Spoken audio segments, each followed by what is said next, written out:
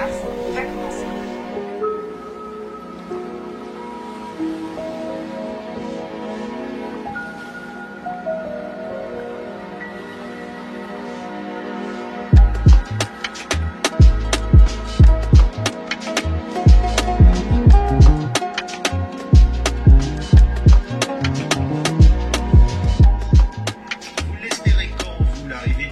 Sur Mars?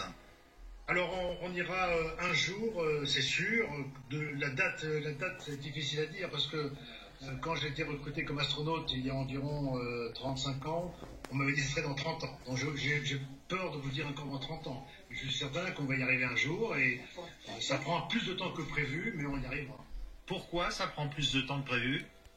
Alors il y a des complications. Tout d'abord, le problème des radiations. Vous savez qu'aujourd'hui, si on fait une mission sur Mars, on n'a pas encore des moyens de protection aux radiations. Il y a aussi des systèmes de propulsion à mettre en place qui soient vraiment efficaces et qu'on n'a pas encore vraiment utilisé et vraiment mis en place. Et il y a le coût aussi à... Regardez l'image, pardon, je vous coupe, c'est la première image, Christine, du sol martien. C'est la première image envoyée par Persévérance du sol martien, de là où il s'est posé. Et pour une fois, elle est assez propre parce que souvent l'objectif est un petit peu recouvert de poussière, donc ça ressemble à du Mars. Ça ressemble bien à vous du Mars. connaissez Mars là? Oui, c'est un paysage assez typique de Mars. C'est pas un désert chilien, c'est bien Mars. Le désert chilien ressemble beaucoup par endroits. Oui. D'ailleurs, c'est souvent là qu'on s'entraîne. Ouais. Bon. Et là, donc, c'est aussi la preuve que le robot est bien posé et on va savoir s'il est stable ou pas assez rapidement. Ouais. Je pense que vu l'image, là, il a l'air horizontal. Il a l'air bien stable. Ouais. Justement, c'est aussi à ça. On voit que l'horizon est plein. Ouais. Michel Tonini, pardon de vous avoir coupé, mais on avait la première image du robot Persévérance de Mars. Il y a aussi un aspect important de la mission, c'est qu'il va recréer de l'oxygène, ce robot. Et ça, pour les futurs astronautes martiens, c'est très important. Oui, c'est important, c'est vital pour nous. Vous savez que toutes les missions que nous faisons déjà au départ sur la station spatiale Mir puis SS ont permis de recycler tout ce que nous avons, tout ce que nous faisons dans l'espace. Quand moi j'ai volé dans l'espace en 92, on prenait 80% d'eau de la Terre vers l'espace. Aujourd'hui, on prend juste que 20% parce que on réutilise le total. Et donc c'est important de pouvoir également utiliser l'oxygène qu'on va trouver sur les Il faut aussi voir qu'il y a aussi, en plus de ça, il y a un bras, on n'en a pas trop parlé encore aujourd'hui, il y a un bras qui va faire des analyses très proches, en fait, à l'échelle microscopique, tout ça se fait à des échelles microscopiques. Et grâce à ces successions d'analyses, on peut contraindre au mieux la composition et le choix des échantillons. C'est vrai que des fois, on voit juste un morceau de roche et les géologues, les professionnels peuvent dire là il y a eu de l'eau, là il y a eu des écoulements. Ce qui est assez étonnant en fait, c'est qu'ils font aussi des tests aussi en aveugle, on appelle ça des tests en aveugle, dans le désert justement, dans différents déserts d'Akatana où ils simulent les opérations. Et c'est assez drôle parce qu'en discutant avec des collègues américains qui ont joué, qui ont piloté ce genre d'opération, de préparation, ils voyaient quelque chose de clair, tout de suite ils allaient vers le clair en fait. Alors que c'était des faux échantillons. Mais rapidement ils se sont aperçus, en fait, avec des analyses, ils se sont aperçus que c'était pas là qu'il fallait aller. Mais l'œil humain souvent va vers la chose la plus claire. Aujourd'hui, on pense qu'on peut tenir environ 40 ou 60 jours par rapport aux radiations qui viennent du soleil. Je me souviens lors de mon vol sur Mir, quand je m'endormais le soir, j'avais des stries vertes et bleues qui rentraient dans mes yeux, qui correspondaient à ces bombardements qui viennent du soleil. Et imaginez-vous qu'à chaque fois, ça détruit toute une ligne de cellules qui sont dans votre corps. Donc c'est quand même dangereux. Et on comprend très très bien que lorsque nous faisons un vol au-delà des ceintures de Van Allen, donc au-dessus de 500 km, eh bien, on a un problème de radiation qui est assez important. Et donc on doit aller autour de la Lune ou sur la Lune pour travailler sur les radiations et également sur le recyclage de nos moyens pour qu'on puisse être économe pour faire une mission sur Mars. Vous-même, il vous reste des séquelles d'ailleurs de vos différents séjours spatiaux? Je pense pas. Vous allez vous le dire. Non, mais quand vous nous dites ça détruit les cellules derrière les paupières, etc. Alors moi j'ai fait un vol de 15 jours, puis de 5 jours, donc je ne pense pas avoir détruit beaucoup. Je connais un Russe qui est resté 880 jours dans l'espace Il n'a pas l'air du tout d'avoir souffert non plus de ces vols spatiaux. Mais encore une fois, tous ces vols que nous avons faits, qui sont très longs, sont des vols qui sont faits en dessous des ceintures de Van Allen. Donc on est protégé des radiations. Par contre, si on fait un voyage vers la Lune, on n'a jamais fait des vols longs sur la Lune. Donc là, ça va être très intéressant de pouvoir étudier ces problèmes de radiation autour de la Lune. Et en plus, les missions de la Lune permettent également de travailler dans un complexe de collaboration où les partenaires de la station spatiale aujourd'hui pourront participer avec nous. Également, j'espère, les Chinois et les Indiens, de façon à mettre un drapeau de terre sur la Lune et non pas un drapeau national sur la Lune. Sur Mars, si on y va, ce sera quoi? Ce sera un petit tour et puis on repartira aussitôt? Ou vu la longueur du voyage, c'est entre 2 ans et 2 ans et demi, hein, à peu près, il faudrait y rester un certain temps.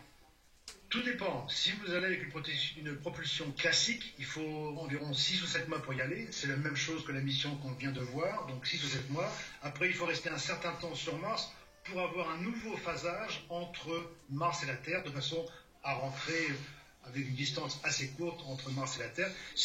Donc ça fait un voyage qui va durer presque 2 ans. Si vous allez avec une propulsion nucléaire avec un moteur comme le Vasimir, qui est un moteur qui va propulser en permanence, on peut y aller en 3 mois, voyage de Terre vers la Mars, 3 mois sur Mars et 3 mois le retour entre Mars et la Terre. Ça fera un voyage de 9 mois. Donc tout dépend de la propulsion qu'on va utiliser. Vous êtes en train de nous dire qu'il faut vraiment, comment on dit, une cassure scientifique pour y arriver. Il faut quelque chose de totalement nouveau. Alors, ce moteur Vasimir, je l'ai vu, il existe à Houston. C'est un astronaute américain, Franklin Chandias, qui l'a mis au point. Et c'est pas le seul moteur qui existe d'ailleurs. Ce moteur existe et fonctionne dans le vide. Après, il faut le faire fonctionner dans l'espace. Pour l'instant, ça n'a pas encore été fait. Elle est incroyable parce que, en fait, elle vient répliquer ce qui était déjà incroyable il y a presque 10 ans. Et évidemment extrêmement difficile d'imaginer qu'ils allaient pouvoir reproduire la même prouesse encore plus difficile, avec encore plus de challenge, parce qu'ils se sont imposés de faire encore plus difficile eux-mêmes. C'est-à-dire on le répète, c'est une petite camionnette qui a atterri. Absolument, et en plus, je dirais la difficulté supplémentaire, c'est qu'ils devaient atterrir dans un cratère plus petit. Donc toute la phase de rentrée a été réarrangée pour permettre à ce que la sonde se pose dans un endroit qui était plus petit, plus compact. Et ils ont réussi, et voilà, et exactement là où ils voulaient, j'imagine. Et voilà, je veux dire, chapeau bas, quoi. Vous dites chapeau. Le retard qu'ont encore les Chinois sur les Américains, mais qui sont en train de combler chaque année. Alors, sous le président Biden, est-ce que les Américains accéléreront un petit peu ou non? De toute façon, je suis d'accord, ils ne seront pas de retour sur la Lune en 2024, ce serait étonnant, mais ils n'en sont pas loin de toute façon. Et les Chinois, eux, avancent, mais ils avancent, vous savez, d'une manière tout à fait régulière. Et il n'y a pas de haut et de bas, c'est chaque jour on avance selon le plan. Et je crois que cette course à Mars, elle sera entre les Américains et les Chinois. Les Européens en seront absents, bien sûr, hein, les autres aussi. Et puis voilà, les rivalités d'aujourd'hui commencent à s'exprimer comme du temps de l'Union soviétique et des États-Unis d'Amérique, hein, il y a quelques années. Aujourd'hui, ça va être entre la Chine et les États-Unis. C'est la même rivalité politique exacerbée qui sera de plus en plus exacerbée et qui se concrétisera en partie dans l'espace. Et en fait, on ne comprend pas bien pourquoi. Mars est loin du Soleil, le Soleil à l'époque était moins lumineux qu'aujourd'hui, donc moins chaud, et on se demande comment il a pu avoir une atmosphère avec un effet de serre suffisant pour qu'il y ait des lacs et des rivières. Ça, c'est un mystère scientifique, un peu technique, mais assez énigmatique, quoi. Et passionnant. Pardonnez-moi mes questions de béotien, pourquoi l'eau est partie? En fait, l'eau n'est pas vraiment partie, il en reste beaucoup. Par contre, comme il fait froid maintenant, elle est essentiellement sous forme de glace. Mais il y a beaucoup de glace sur Mars. Il y a toute une partie de la planète Mars, on ne le voit pas, ça ne saute pas aux yeux quand on voit les images, parce que cette glace est souvent recouverte de poussière, mais il y a énormément de glace, donc d'eau solidifiée. La vraie énigme, plus que le fait que l'eau soit partie, c'est le fait que l'atmosphère, une ancienne atmosphère qui était peut-être plus épaisse que l'atmosphère terrestre aujourd'hui, eh bien cette atmosphère, elle a disparu. et on ne sait pas très bien pourquoi. Donc c'est plutôt que l'échappement de l'eau H2O, c'est l'échappement typiquement du CO2 qui constitue, on pense, l'essentiel de l'atmosphère.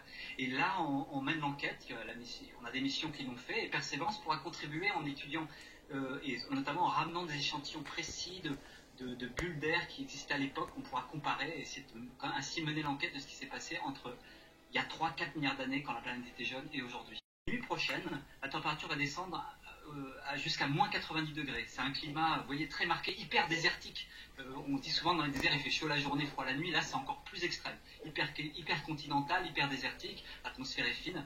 Donc, en moyenne, il fait plutôt moins 40, moins 50. Mais au pic de l'après-midi, il fait un peu plus chaud. Vous voyez le cratère G0, il est ici. C'est ce que vous voyez ici. Je vais le mettre un petit peu comme ça, voilà, pour vous voyez, c'est cette zone-là. Alors, le cratère G0, il a été lui-même créé par un autre impact d'astéroïde qui était moins gros que le précédent, mais qui a frappé cette région il y a à peu près 3,7 milliards d'années. Pourquoi est-ce que Persévérance, on l'a dirigé vers ce cratère? Eh bien parce que, vous voyez, je vais allumer la zone d'impact. Alors si ça veut bien fonctionner, malheureusement ça ne veut pas, bon c'est pas grave, je vais quand même vous montrer la zone d'impact qui est ici. Ah là, c'est pas grave. Bon, voilà, ça y est, merci beaucoup. Et donc, la zone en fait d'atterrissage de Persévérance se trouve ici, entourée en rouge. J'espère que vous le voyez sur votre écran. Le cratère G0 est ici. Il faut savoir qu'il y a 3,6 milliards d'années, ce cratère était un lac, il était rempli d'eau.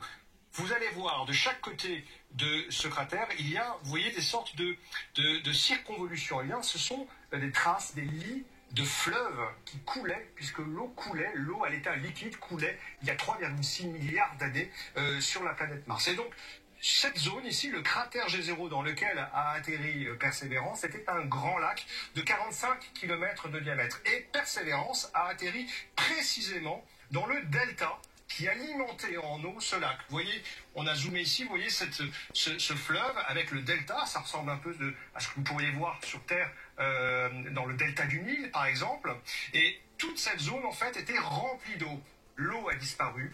Est-ce qu'elle est restée assez longtemps pour que la vie ait pu se développer? C'est la grande question justement à laquelle doit répondre Persévérance. Est-ce qu'il y a eu une vie microbienne? Est-ce qu'il y a eu des micro-organismes qui se sont développés dans cette eau liquide? Est-ce qu'elle a eu le temps, la vie, de se développer? Eh bien, justement, maintenant que c'est asséché, eh bien, Persévérance a les outils pour aller voir dans ces sols sédimentaires s'il y a des traces de vie fossilisée. Ce sont des carbonates, des petites molécules fossilisées, on va dire, qui permettent aux scientifiques de savoir s'il y a eu des traces de vie.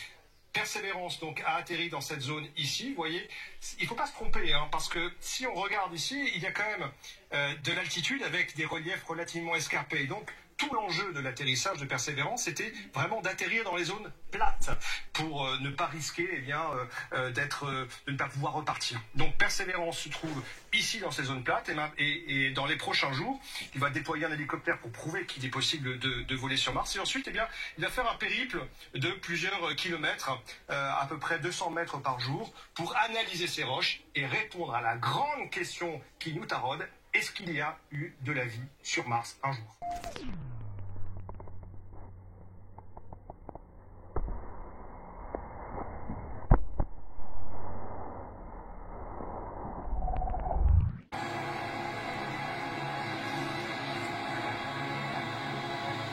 Rien ne dévaste des régions entières à une vitesse aussi fulgurante.